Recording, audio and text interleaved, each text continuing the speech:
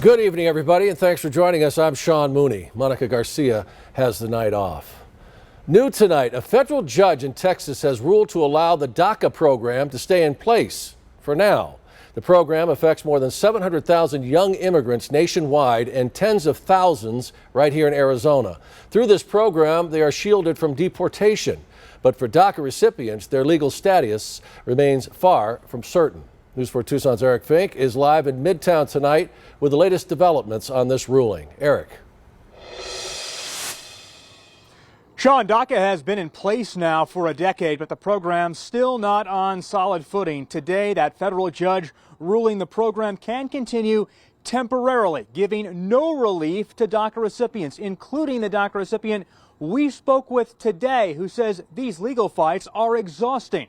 But even more exhausting, she says, living a life in limbo.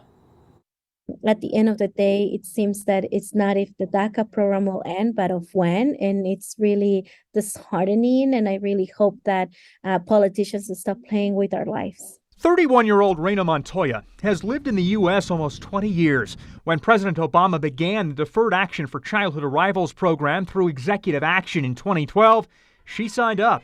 And for the last decade, she's hoped for a pathway to citizenship. But Congress has yet to act. Instead, the fate of DACA and Reina's legal status in this country play out in the courts. It's been a roller coaster of emotions, thinking that this is home for me. This is the home that I have invested. I love Arizona, and then yet constantly having the reminders that I don't belong here, that I shouldn't be here. Friday, a federal judge in Texas allowed the program to stay for now, but his ruling bars anyone from applying for the program for the first time. DACA recipients can right now apply to renew their temporary status. Over the last few years, DACA has survived 2 Supreme Court decisions. It's honestly very shocking. It's shocking because the lawsuits just keep coming, right? Nobody has said, okay, let's just leave it where it is. But at the same time, it's shocking because there really should have been some legislative action taken in this case. Right now, attorneys are thinking that this is going to go all the way up to the Supreme Court again. There are more than 20,000 DACA recipients in Arizona with no clear picture of what lies ahead. Now it just leaves them in limbo because if DACA is declared unlawful completely and they lose that status, many businesses will be lost, many homes will be lost. So it's a really scary place to be. It breaks my heart, if I can be very honest. Like, it breaks my heart to know that people that are constantly coming to me asking me for all these answers, and answers that are still not resolved and most likely won't be resolved until Congress decides to do something about it.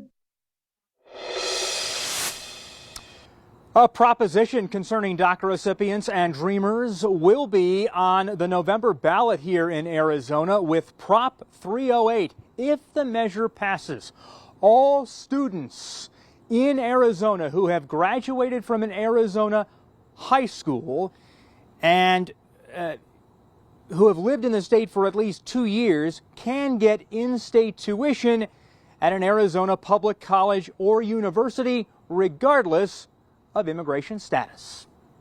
Live in Midtown tonight, I'm Eric Fink, News 4, Tucson. Well, thank you, Eric.